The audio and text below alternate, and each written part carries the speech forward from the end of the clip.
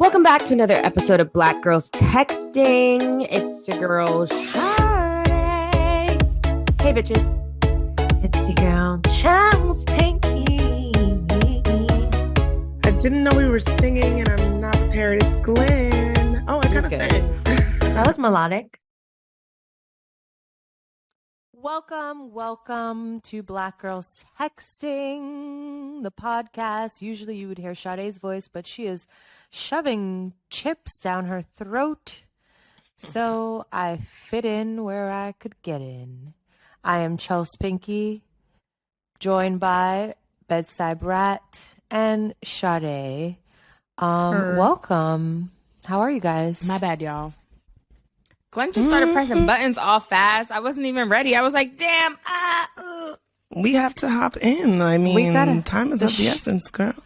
The show must go on like Serena's showroom.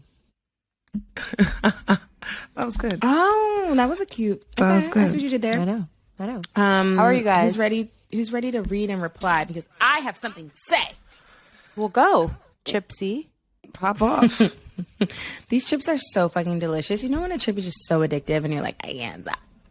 A chip is nothing like without chips. the dip. I need French onion dip. You always have a dip with your chip? My fridge always has a dip. That's impressive, but I feel like that's a lot of work. No. Well, when you're in LA with a car and it's very easy, or when you live right by a grocery store, you can just pick it up.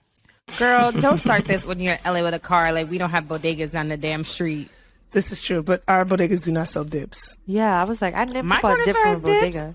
What kind of I dip, went to girl? Key Food for that. Queso? All types of dips. I'm Probably sorry. for $15. Black Lives Matter Market has nutritional yeast, so they have everything. Nutritional Yeah, I'll have to go out of my yeast? way to get that Yes. type of stuff. Because the one by you. I have to walk a couple blocks. You got it on the corner. By Oh, my yeah, it's corner, right we're in the getting corner. to what's it called? The people that make the chips. What's her Corn name? chips. Maria. No, it's not even Maria. Now It's like she's Kathy.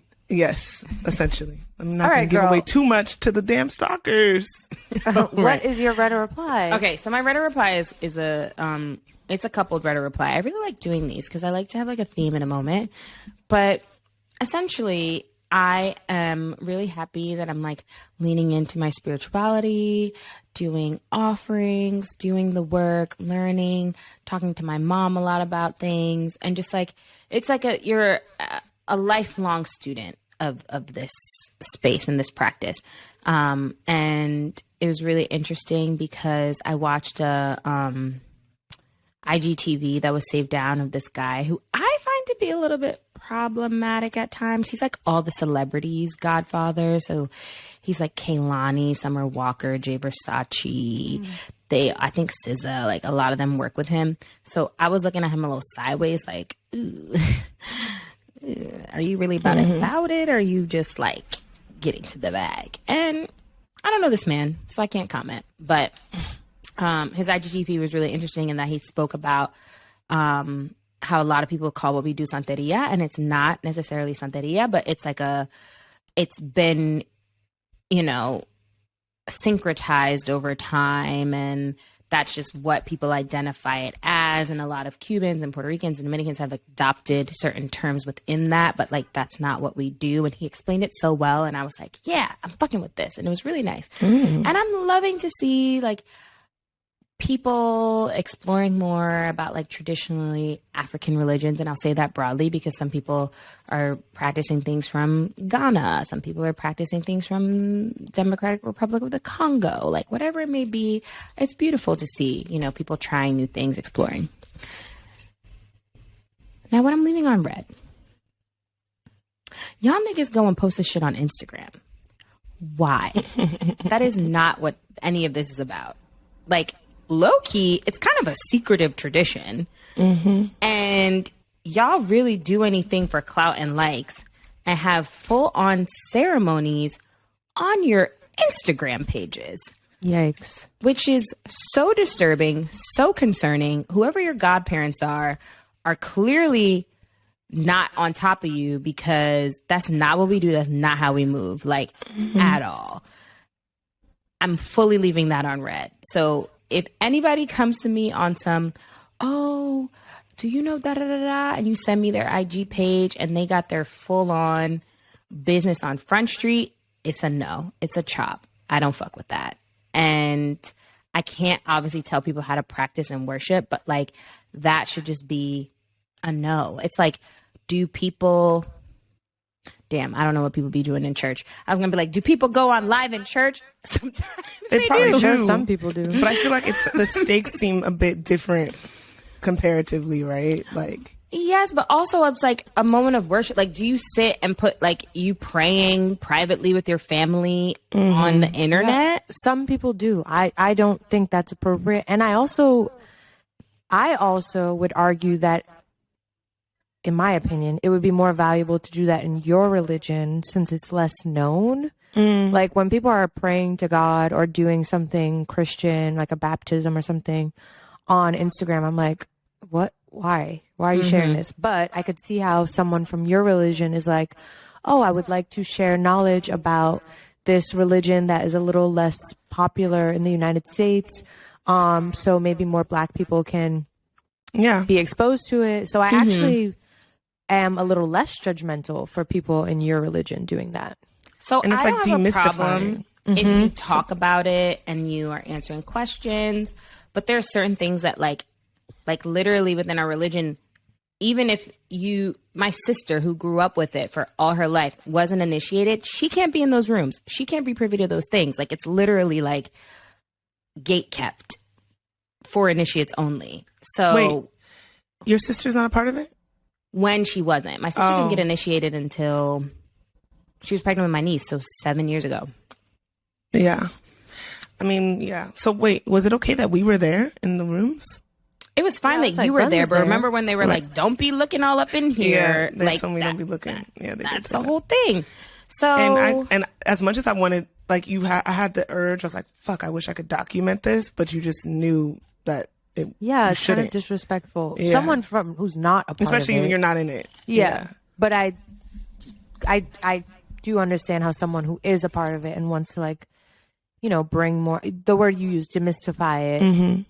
I could see the value in that. But yeah, I think there's definitely like levels of what's appropriate, but like I've been seeing full on ceremonies that should not be public on fucking Instagram. I'm like, I'm unwell. This maybe is there are crazy. different sects, and in certain ones that is okay. Because I don't understand how, if that's like a literal rule, why someone would do it. Because these niggas don't care. And we're in this era of oversharing, right? They're So it doesn't literally surprise doing me. shit for clout and for likes and for people to be like, oh my God, like, what is that? Like, even Summer Walker, like, I personally don't post any of my like religious stuff on the internet. Some people do. Like, it's not the end of the world. There's tons of documentaries and films and stuff on it, but like, nah. So I'm leaving that on red. So for all the fugazi, fraudulent practitioners, I'm talking to you. I'm judging you. And I'm praying for you. Period. Nice, nasty. Nice nasty. I will hop in with my on red first. It's real quick. I've been perusing the apps a little bit, and people are still smoking cigarettes. And as a person who stopped smoking, I don't smoke cigarettes no more. When? I thought when you drink, When have you seen me smoke cigarettes? No, I'm saying, when did you quit though? You can't Last year? throw the stone and hide your hand. I just seen you smoke a cigarette, girl. No, you didn't. Like last year. If I hit it last year, I probably was like trying to, and then I was just like, ugh, I can't. Like, I haven't smoked cigarettes in at least 2 years. Okay. Shout out to you. And I quit vaping too, because I just don't like it turns my stomach. I don't know what happened, but I can't vape anymore. Like, I can't. Right, as Sade hits the vape. Well, And I don't know, I just saw a couple guys on the app smoking cigs, and I was like, I just don't think I could do it. Like, you don't even want to smell that I in don't your want mouth? to smell it. I don't want to see I it. agree. No, that I get. Yeah. I feel like And it's not fair to them judge them. But they're also posting on the app with the cigarette. As So like you know that they're a smoker. Are they You think that's European? why? No. Mm-mm. I feel like they're like posting like they think it's like cool, and I think that's kind of weird. Yeah. It's 2023. That's true. I won't judge the smokers. Fine, I was a smoker, but Get a nicotine I just don't want patch. to do it anymore. Personally, yes, yeah, and the posing with it as an accessory on the app, like you can put that you smoke in the little thing, you know. I think people are like, they don't even realize it. And I was talking to someone and she was like, I realized in pictures I always had my vape and it just like started to disgust me. Yeah, And I was watching Baddies West and the DJ Sky. she stayed with that vape. Every scene she's blowing pulling out the air. vape. Yeah, I saw that. I'm like, you look gross. yeah, Put it down for a second. I only smoke them when they're around me. Like I didn't buy that. Like, but it's just here. I keep You see how trying. Like, I addicts probably make will excuses? try to hit your vape, and then I'll just be like, no. Like I just keep trying, but I'm terrified of vaping at this point. I don't know what the hell is in the damn vape, and I Right. just really feel like I shouldn't be vaping I think anymore. the damage is already done. I'm kidding. I'm like, I got Also, out sorry for using the game. word addict. You're not supposed to say You're that. not supposed to say that. And then I'm going to reply to just taking more moments to like romance my life. And as of late, it's been through jazz. Like I've been finding that I am constantly just like watching something or being stimulated by something, and it just bores me so much sometimes. I'm like, what am I going to throw on? Like right now I'm in a lapse of shows. Like nothing is holding my attention or like is very interesting right now. And I'm like, you know what? Let me just put on some like music. Oh, I know why Shadi made that face. Because we were working to Christmas jazz recently. It's a nice little like background sound So good. She's not even Christian. to zone out. I can listen to Christmas jazz. But a couple of my favorite songs, there's a song called My Little Brown Book. It's Duke Ellington and John Coltrane. Another one is It Never Entered My Mind from the Miles Davis Quintet. I Fall in Love Too Easily, Miles Davis. Nancy with the Laughing Face, which is a Coltrane song. A lot of Miles and Coltrane. And Classic. just such a Can't go wrong. vibe, and just makes me feel like I have some peace of mind. So if anybody's looking for a way to quiet the brain, I recommend. I love Well, that. if you were in LA, I would suggest you went to Sip and Saunter, black-owned cafe, and they recently had a huge jazz night, but you're not. I mean, hey. Wait, one more thing. She keep giving us grief, chat. I know, right? I'm like, I'll 'cause I next time. finished I was this. also just going to also shout out the Instagram page, Some Jazz Playing, which is like hilarious. I don't know if y'all follow that page. They'll post like kind of like ratchet ass clips, but they'll put like amazing jazz music behind it, and it makes the clip look like so cinematic, and I think it's like genius. So check I've out seen that page. Some Jazz Playing. I love that. You would think I'd be prepared since I'm going After all last. that time. Wow. Well, I'll just reply to finally LA weather is LAing. We had a very rough winter. Apparently this is like it was the wettest winter since like 19 something, someone was telling me. So finally the sun is out. Next week we're going to be hitting 80. So yeah, I'm very ready to not be looking like I have jaundice and getting some more brownness in my skin. I always like to look brown and dewy and glowing. tan and glazed. So I'm excited for that. I actually just ordered some Jergens browning lotion, so we'll see what that does. So I'll reply to that. And then on Red, I mean, really, I'm leaving the fact that, you know, I'm an adult and I have to pay for my own things on Red. It just seems like money comes and it goes very easily. But I will say my hands have been itching a lot, and I am a Trinidadian woman, so I believe in the shit that they told me. And what I was told is that if your hands are itchy all the time, your palms, it means a lot of money is coming your way. So let's call that into the ether. Money come into my bank account, come into the SoFi, come into the city, come into the BOA. Thank you. Call it in, call it in. Thank Ashe, you. ashe. Ashe. I just did some money spells myself. So I just want to sprinkle that upon thee. And I'll be praying for you hoes. Same here. One of these okay. gods will do something. Oh, I didn't mean to cut off the prayers because we need to, bring in the abundance. Lean in. I have a hotline bling. And it's also kind of like an on red. It's the fact that I am in my 30s now and I'm not doing the scary hours, hit up times. Like, please stop hitting me up after 2:00 in the morning. I don't know who you're trying to reach, but I am not home. I'm sleeping. Why are you contacting me at these hours? This is crazy talk. On a Monday She told me night? this the other day, and I was like, Yeah, what's the I thought problem? you liked that.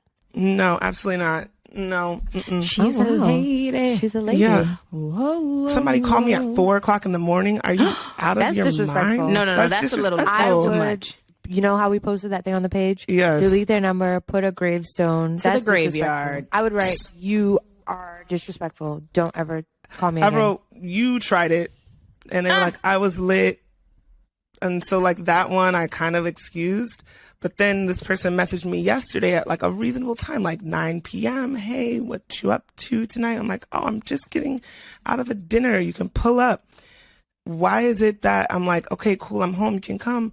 Why am I now waiting to reply? I'm calling. Oh, I just went to go get a drink with my boy. Why are you going to get drinks? It doesn't make any fucking sense. No, you know niggas gonna nig. And then I'm like, okay, cool. Well, I'm home.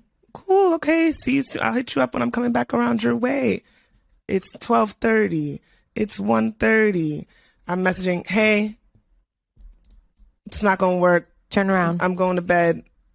About face. And the energy's like, okay, cool. Let's try another time. No, that's not the energy that I'm giving you. The energy is you tried it again. And now I feel like you're playing on my phone because you keep hitting me up to link up. And then you keep taking your sweet ass time. Are you trying to see me or what? Like, He's playing on your top. you're That's what the playing kids on say. my top. You're playing on my top, playing on my phone, and wasting my time. And honestly, if the young man would have ended up coming through yesterday, I would have been so fucking turned off by the whole situation. That's why I told him, never mind. You could keep it. Get somebody else to do it. Wrong bitch. So many thoughts on this, but it feels more Wrong Patreon bitch. appropriate, so you can really get into the nitty gritty of things. But I commend you.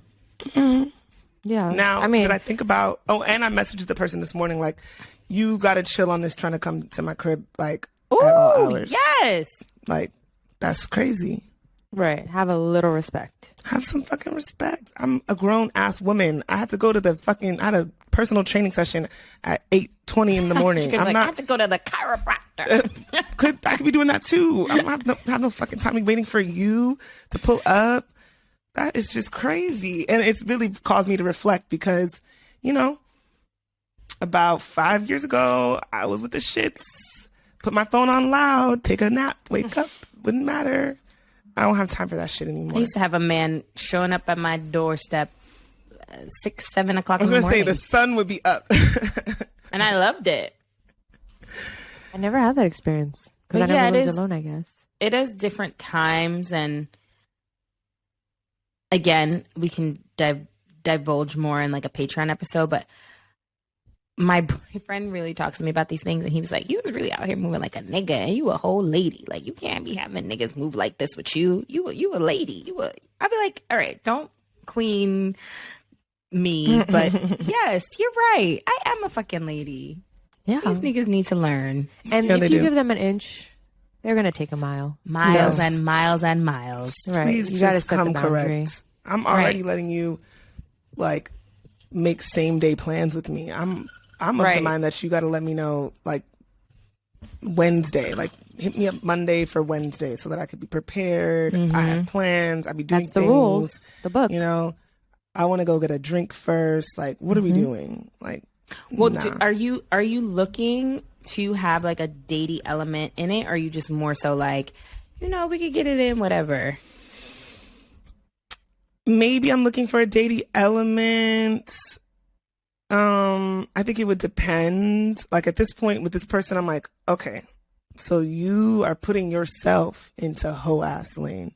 So now I'm gonna start messaging you at 3 and 4 o'clock in the morning when I'm coming home from being out. But I don't even have the energy to do that shit my damn self. I got home the other day at like 3 o'clock in the morning and I wanted to go into my bed. Like I'm moving differently. It's not like we used to be. I'm moving really so different. Something. I used to blow up people's phones 3 a.m. What are you doing? What are you doing? Like crazy shit. Same. Grown in my 30s. But I wonder if it's like,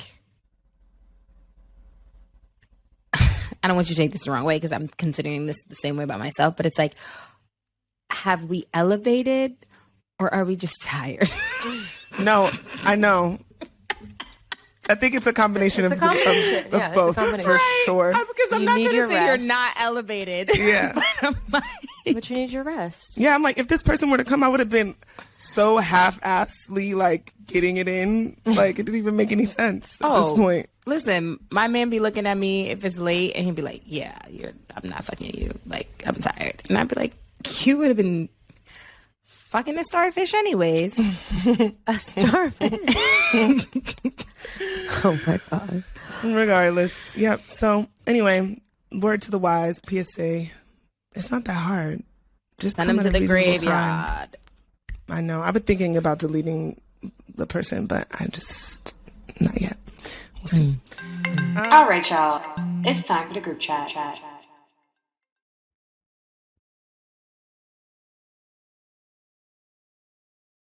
So group chat, this week's Black girl doing shit is A.V Rockwell, who is a writer, director, and executive producer. A.V was named one of Filmmaker Magazine's 25 New Faces of Independent Film.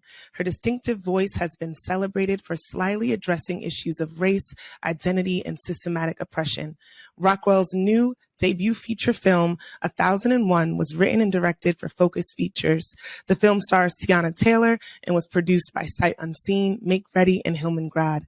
She has directed the Clio Award-winning short film, The Gospel, for Alicia Keys, and numerous high-end commercials, including Bumble's Super Bowl. Child, I do not know what LIII stands for. I'm terrible. Spot featuring Serena Williams. Rockwell's short film Feathers was acquired by Searchlight Pictures ahead of its world premiere at the 2018 Toronto International Film Festival.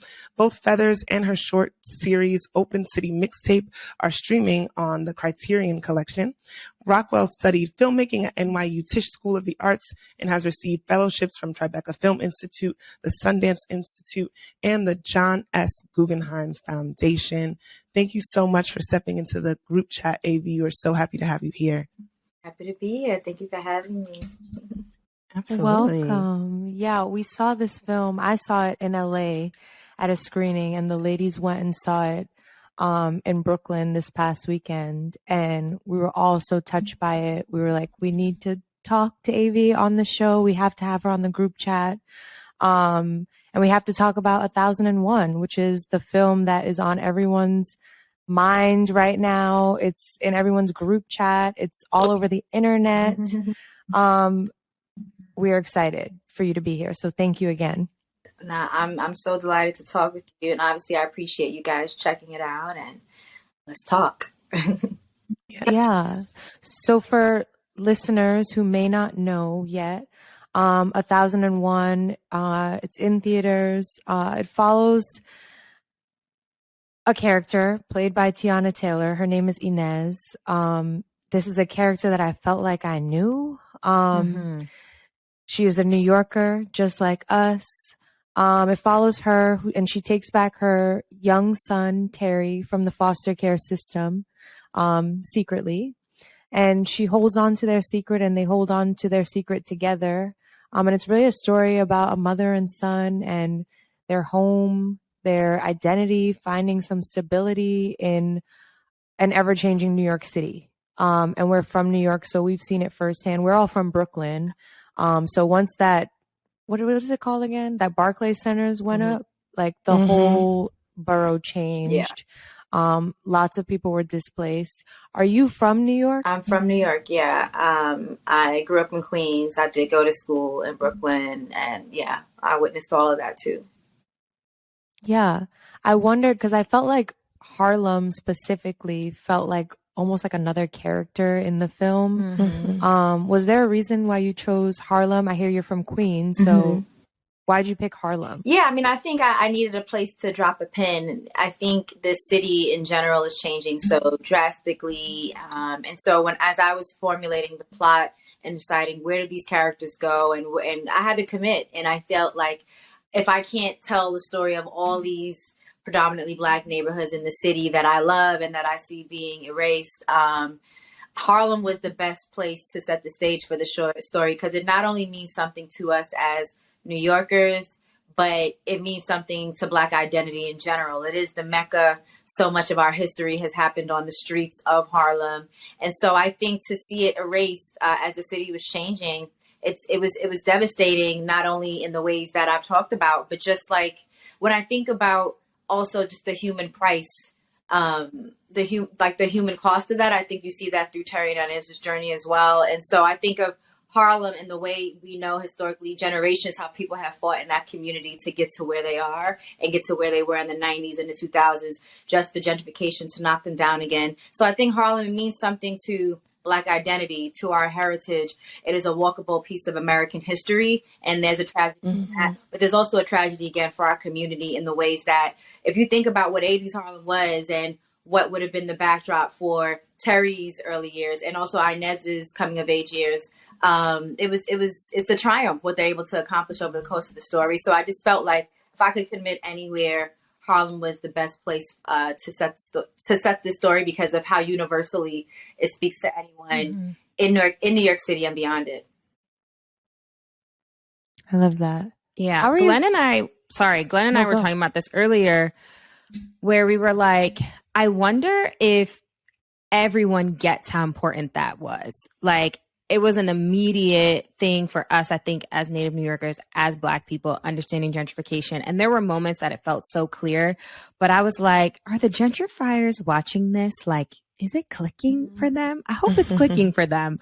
And I wonder, like, how you thought through the intentionality of certain moments that you had. Obviously, you don't want to give away too much of the film, but there were just like little, like, it's in your face. Like, you can clearly see the neighborhood changing. You can clearly see people here who weren't here a couple of years ago, and how you thought about that. Yeah, I mean, I think I just really wanted to unpack how gentrification works. I think it really is important for people to understand that this isn't a movie that is exclusively about gentrification. You know, gentrification, you're just seeing the beginnings of the way it began to transform. You're seeing how we got to what Harlem is now. So you're seeing the beginnings of that, and you're seeing all these things that set the stage for it. Because at the end of the day, like, I was inspired to tell this story based off what was happening, you know, regarding gentrification in the city. But what I realized as I got into the process of writing this movie is that we were under attack the entire time. So you see all of that in this story. And I think in the ways that people who, if this is not their experience, if they're not of the community in the way they'll see that too. You know, I really wanted to understand how we got here, and I wanted to unpack that, and I wanted people to see, no matter what side of the coin that they're on, I wanted them to see how gentrification works, how it really works. Because I know a lot of the ways that I've seen gentrification represented, especially on screen, a lot of it is very like at the surface layer. You know, you don't see all the different elements that's at the stage of it, and who the real players are, who the people that are really coming into your homes and pulling you out of it. And so you see that in very visceral ways, but you also experience it in very like more ominous ways as well. You see how the whole neighborhood is transformed without giving too much of the movie away, and how that. So you see it eases in, it creeps up until it finally has a face. And so I think all of that, including the events that the entire time you see all the ways in which cities like New York and policies like what was happening at the time that Terry's coming of age are designed to rip our families apart. And if our families are ripped apart, whether it's our boys being pulled off the street, our men being locked in jails, or whatever it is, women like Inez being diminished in the way they are. Like, if our homes are pulled apart and our families are pulled apart, then there's nobody there to fight gentrification in the first place. So I think that the movie definitely sets the stage in which we can see that. We can see the direct and indirect ways that it impacts this family, in addition just to seeing what is going on in the home and what kind of holes are there within the fabric of the family unit that we need to work through within our community, just between the men and the women. Totally. Yeah, that was something that was so powerful for me, was that one moment in the film when the unit finds each other and we're seeing like this like nuclear family, and just how hard the characters wanted to hold on to that, because none of them had that when they were growing up. And I don't know, you kind of mentioned this a little bit earlier, but something else that the film really talks about are a lot of the systematic oppression and within the city of New York. I think it's really interesting too, like these systems that exist, the foster care system, the prison industrial complex, and all of these characters are moving in and out of these systems and just trying to like find their humanity amongst it all. And these systems continue to fail them over and over and over again. And it's very real and very true. Was any of that, how familiar were you with those types of stories? Did you grow up with those types of stories around you, the people that were in those systems? Yeah, I mean, I think that even if they weren't fully my experience, I didn't go through foster care. I've never served any time or anything like that. I think the world of this story is something that I definitely felt was familiar and close to the world. Like, I know all of these characters, I mean, obviously they're pieces of me in all of them, but I think they also just represent the nurturing experience that I had and the people that I crossed paths with throughout my life. And so I think in the ways that I was familiar with it, I lent that to the story, but I also did a wave of research as well. Anything that I didn't know, I made sure that I backed it up with research. So in the case of the foster care system as well, I really wanted to make sure that I spoke to people that worked in the system, past and present. I read a lot about it. I did a lot of research to make sure that I was presenting it and commenting on it from an informed place. I feel like to make sure that I was being fair in my portrayal and honest in my portrayal to the best of my ability.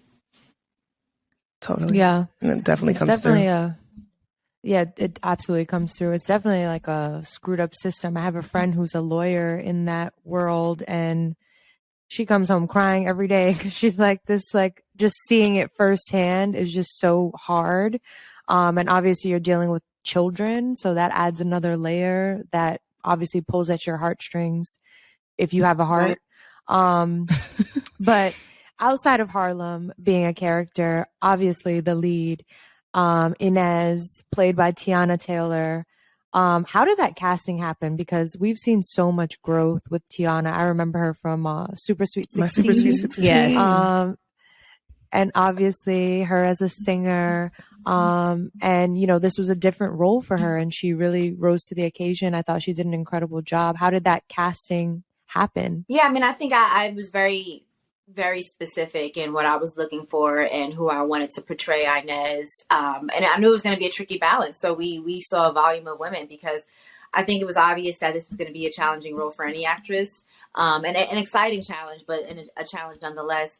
But I think I also needed to balance it with somebody who fully embodied in a truthful way who Inez is in the world. Like, I really felt the parts of her that felt New York. I felt the parts of her that felt like she grew up on the streets and just like had the rawness of the character that was on the page. And so it was really hard to find that. And even though there are so many actresses that I admire that are working in Hollywood and the best of them, I felt like I needed to feel like this person really understood Inez, had compassion for her, and I could feel their empathy for her through their performance. I felt like if it was somebody who didn't feel connected to Inez, they didn't know her, or they weren't to her at some point in their life, it would come off performative. It wouldn't, instead of dignifying her as she is, it would be more like somebody looking down at her.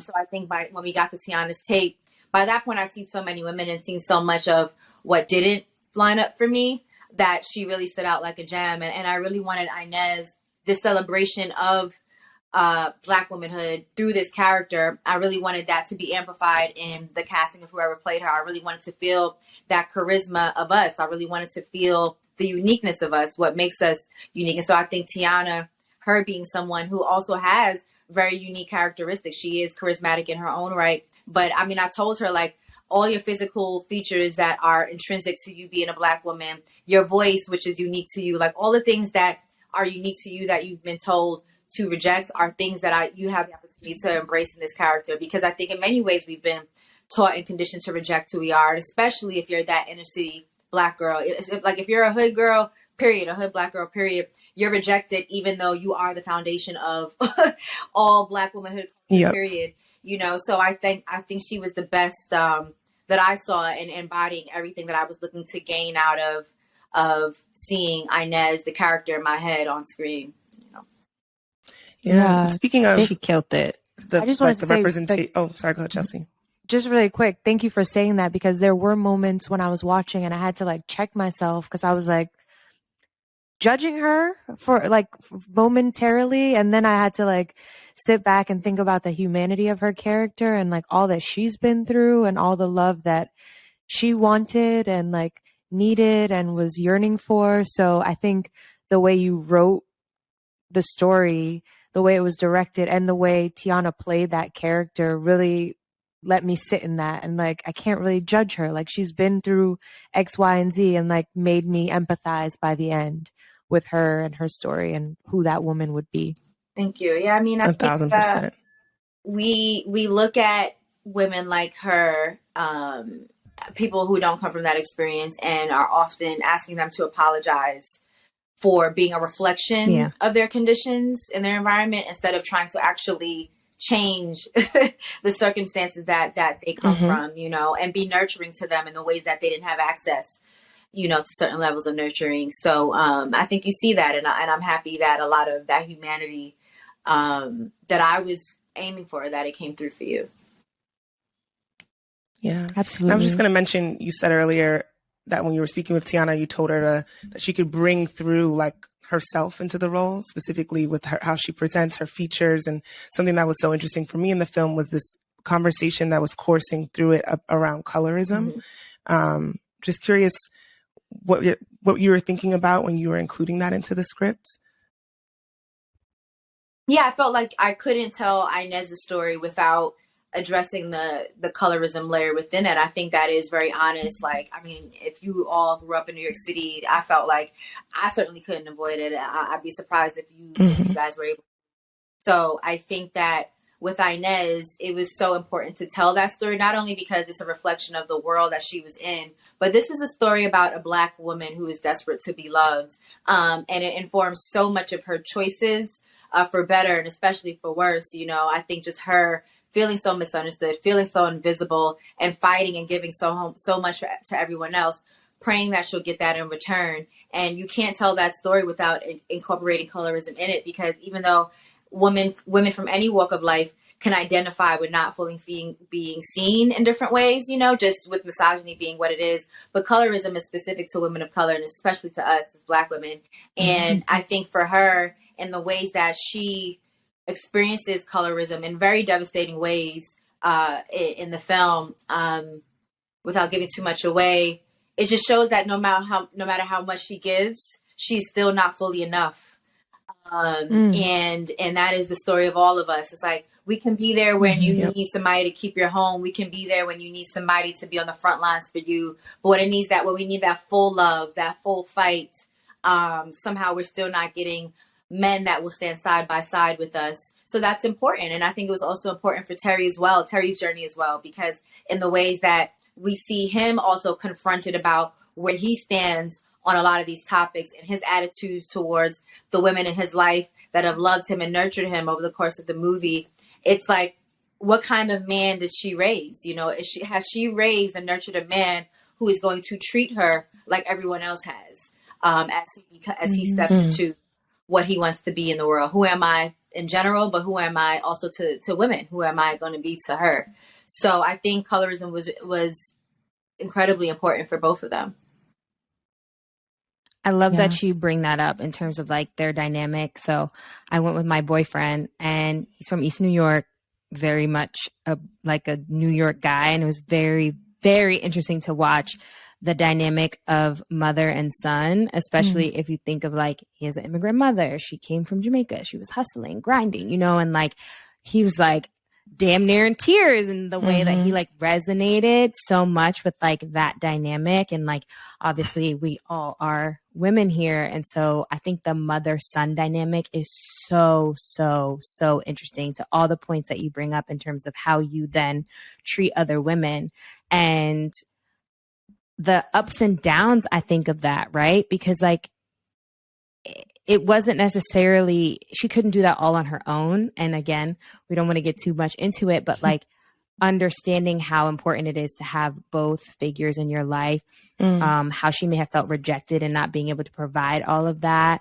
Like it was just a wild resonation. Like I found myself in the beginning, like really tearing up because I was like, I have seen this little boy. I know this little boy. And I also can feel her pain at the same time. Like to your point, Chelsea, like wanting to be mad at her, but then being like, damn, like you have to empathize. Yeah. Yeah. I mean, that leads us to Terry, right? That was such an interesting choice. Incredible choice, obviously, to have 3 different actors play Terry in 3 different stages of his life. Can you speak to that decision? Yeah, I mean, I think it was more practical than anything. I knew that I wanted to jump through these 3 different eras in New York. Like if I'm sweeping through the era that was pretty close to my coming of age, just doing the historical research that I did, what was happening in New York when, and where were the turning points for me? I mean, obviously, so much of this story is structured around what was happening in New York and in particular the changing of the guard. So I think that 2001 being a pivotal year is like, where is Terry? And I think there is a story that coincides with him in terms of what was happening with him and how that plays into what his journey is in the film, especially as somebody who's hiding in plain sight. So that means I had to jump through three time periods. And I didn't want to commit to just one. This wasn't going to be a 90s movie. It wasn't going to be a movie that was exclusive to 94. I'm like, no, I really want to reflect on this pivotal time that I remember seeing and feeling. So if I needed to jump through this whole period, then it was like, okay, is it going to be 2 actors or 3? And we were really torn about it for a long time. I think that what it came down to was just practically how, 6-year-old Terry, he's not going to give me what I need in a 13-year-old. But at the same time, 17-year-old Terry is not going to give me what I need out of a 13-year-old in terms of seeing that on screen and seeing what he goes through at 13 on screen and feeling the youthfulness of somebody who has to be confronted by what he is confronted at that age, even if it's just being innocent and just being girl crazy and stuff like that. There's still certain things that growing up in this environment that he would have been a target of. And so I think that was really important to me. And then also it was like, okay, if he's this age, then all the actors around him have to be this age too. So if you think about how some of the peer group that we see around Terry over the course of the movie, it's like, okay, do I have all these adults that are playing 17 now going down to 13? Like, it would just been weird. So I just felt like I needed to see the full arc through 3 different boys. And then if I'm going to see through 3 different boys, then that's how I landed on these boys, which I think was ultimately better for the movie. Yeah. I think it also makes you think about adultification of Black people, right? Because when he's a little boy, you're like, oh my God. And then as he grows up, you're like, he looked like a grown man. And some people like don't have that same empathy or connection for Black boys as they become young Black men. And it's like, so if you could feel for this little boy when he's 6, how does that change once he becomes of age? And makes, I think, a lot of people question. Even as a preteen. And adding to that, it's just like, people always talk about the inner child, right? So as you're watching the character grow up, you always see the young Terry inside of him, and so intimately where he started. So then you understand his mindset a lot more, his hesitation towards people and things, and and the way really powerful. he's so gentle and like I don't know, you just want to give him a hug. But about Terry. So Terry, Inez, and Lucky. So I feel like your characters were so dynamic. As I said before, it was not like I could just be mad. I was also empathetic. I could also understand. I felt like Lucky was a really interesting character. Lucky, at first, I didn't like Lucky at all. Me either. I was not messing with Lucky. I was like, who is this man? Who's Get this him out the man? house. I really wanted him to get out the house. But then by the end, like, we see glimpses of the better sides of Lucky, even though we still see the glimpses of the not so great sides of Lucky. Do you think, well, not do you think, it is your film. I wanted to know, did Lucky really love Inez? I think so. I'm trying to think about how to talk about it without, saying too much, right? But Yeah. But I think he did, but in the ways that he was limited, I think that speaks again to the themes of the movie and Inez's motivation. She is giving so much to the people in her life that she cares the most about.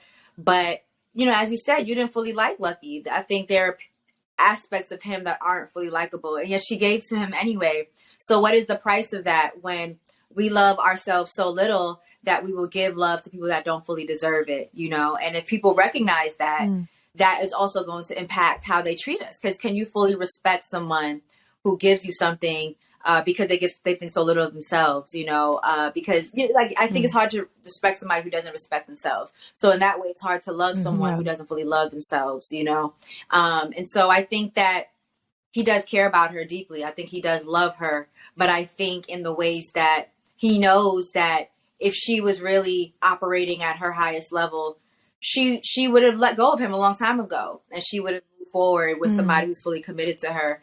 I think he kind of recognizes that, and in certain ways he abuses that. I think even if it's intentional or not, I think in certain ways he's abusing the fact that he knows that he has her regardless of what she does. If there's no price, if there's no bar,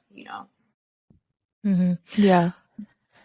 I think we can actively see all of them, though, attempting to break generational curses, even if they don't know that that's what they're doing. Like, I feel like we talk about the intentionality of that. Like, oh, when I have kids, I want to be mindful of X, Y, Z. So, like, if you don't have that language, but you're still actively working against it, like, I give him a little He was credit. trying. I think. And also, he was we working all with the know a tools he Lucky. had. I'm like, my uncle is a Lucky. Yes. Shit, a Lucky might be better than my uncle.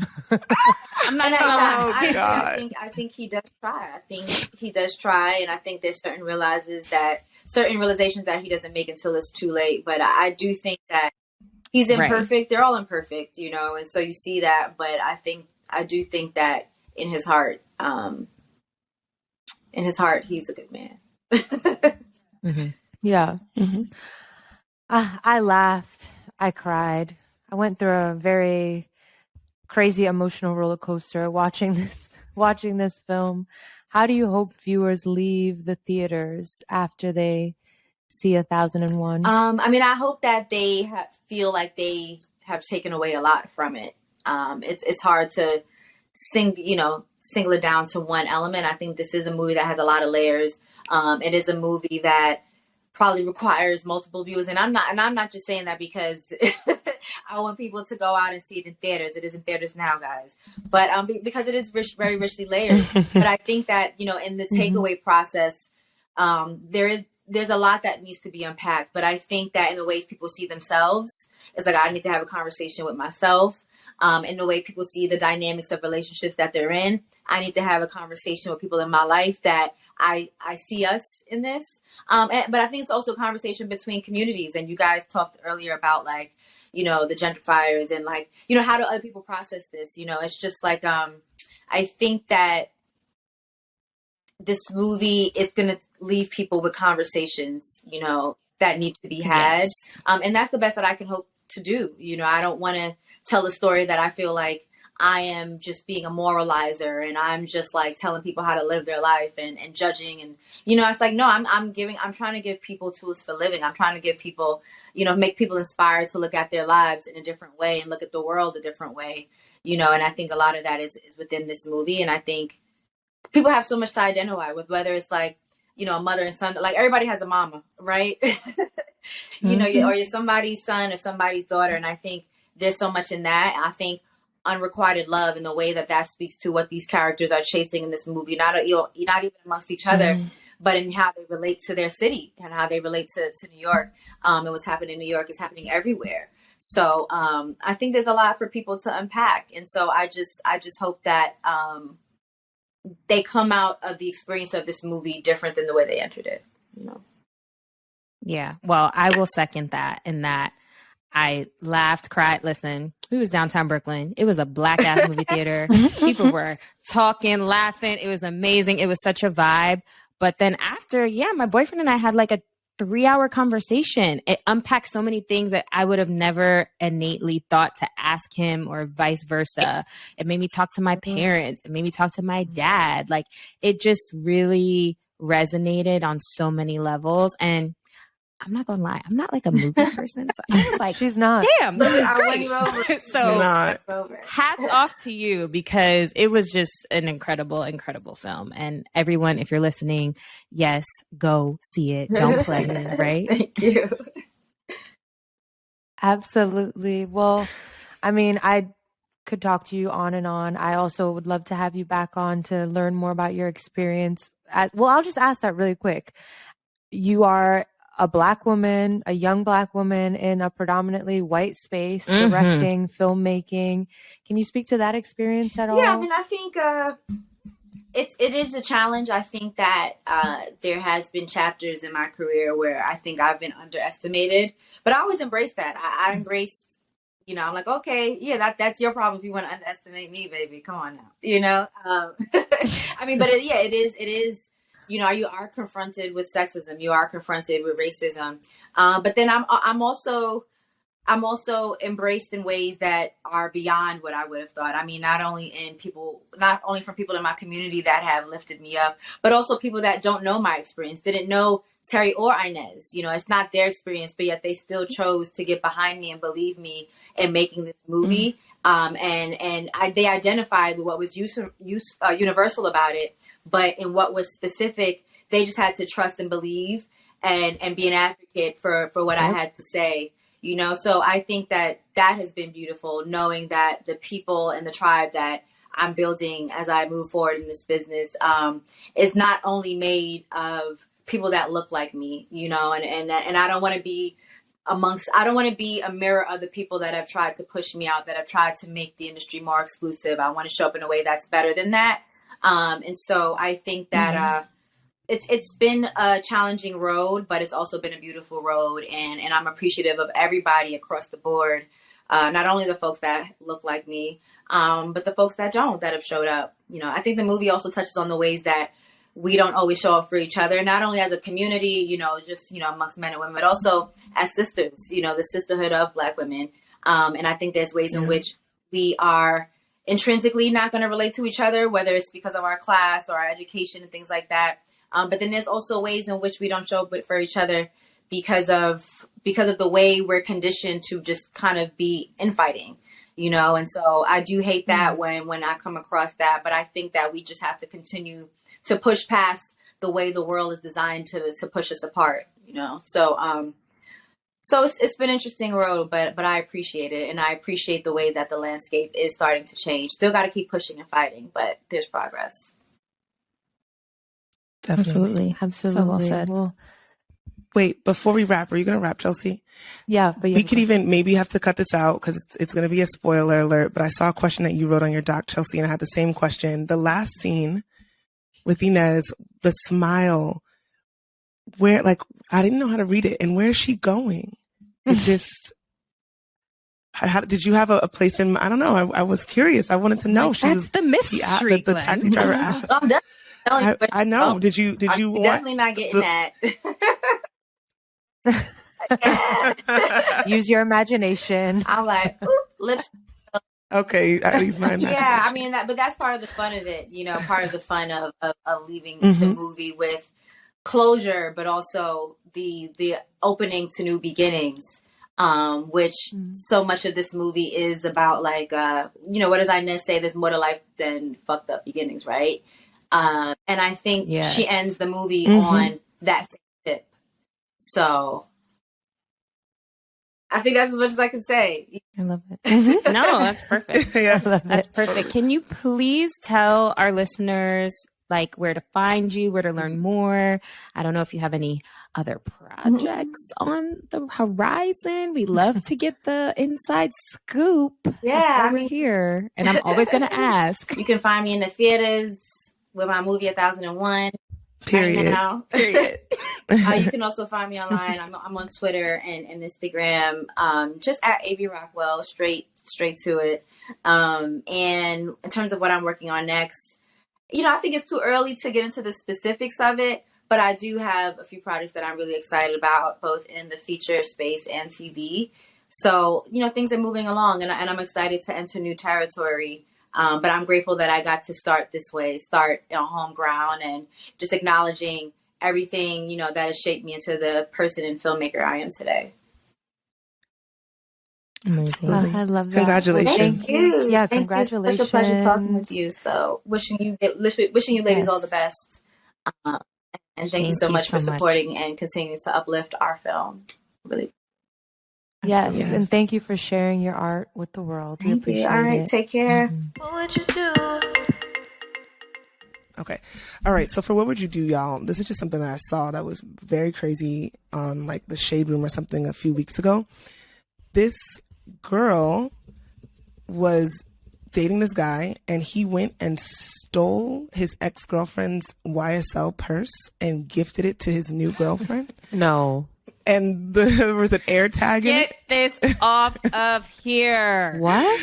And the ex-girlfriend goes up to the new girl, who is I shouldn't say that, confronts in a parking lot. The new girlfriend is in there in the parking garage with her mom, and the ex is like, "Yo, that bag is mine. Look, here's pictures of me with it, all on my Instagram. Like, this boy did not buy this bag for you. He stole it from me."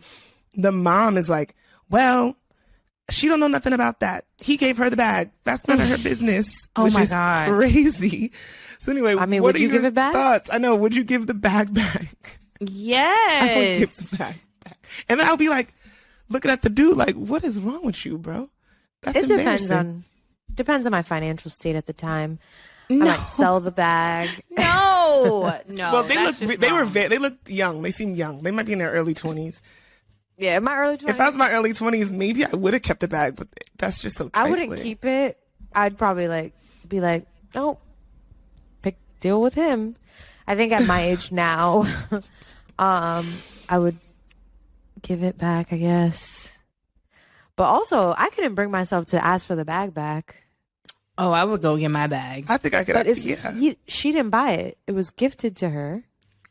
I think that's my bag. And I you know, but took the bag. But how did he get the bag? Did he run he that back? stole it from her. I don't know that he into her actually home and bought stole it. Yeah, I don't know that he bought it for her to begin with. I think he just took her shit. Oh, he just stole her bag Yes. that she bought? Correct. It's on site that's theft. for and she multiple could file people. a police That's report. the thing. That's what I was thinking when I watched it. Actually, I would file a report. Missing, stolen goods. Yeah, that's theft. This makes me think of another funny story. That obviously is not a what would you do, because that shit is, I'm not going to say ghetto. Low That vibration. shit is low vibration.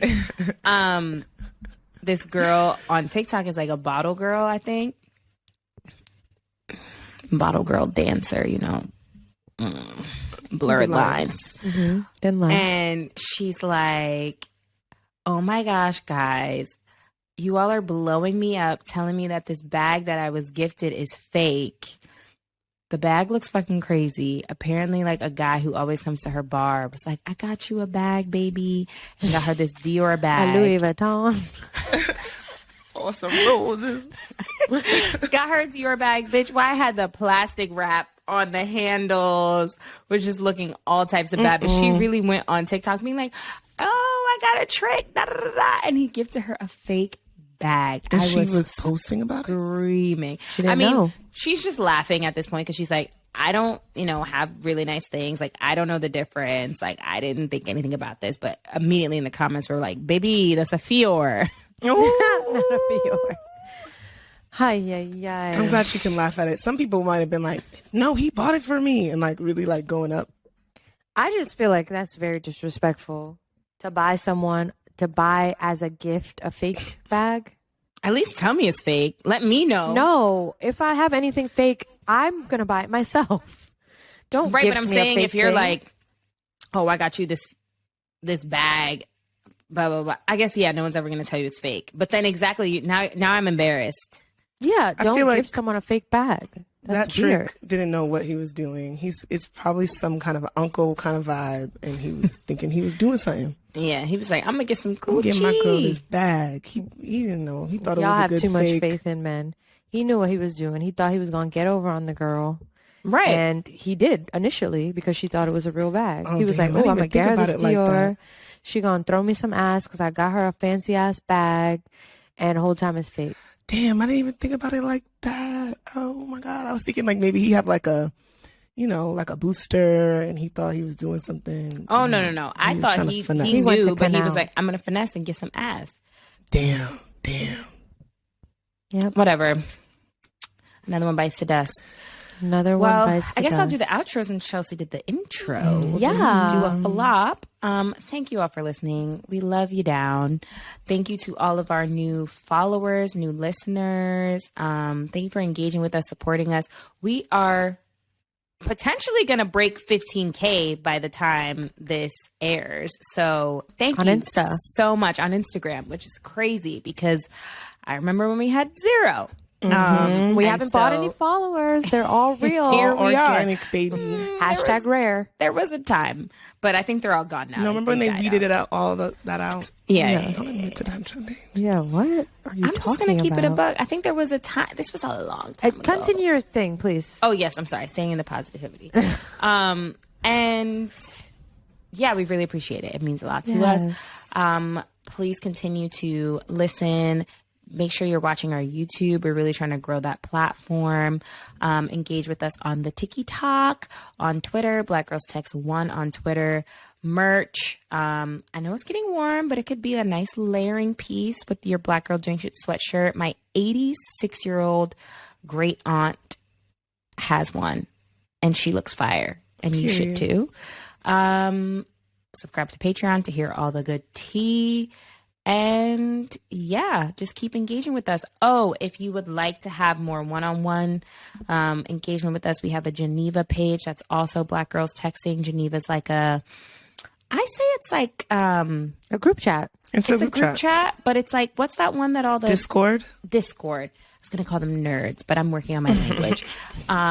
It's like a Discord for the girlies, where we can chat. And yeah, I think that's everything. Fab. Yes. Bye-bye. Love you Love now. you. Bye.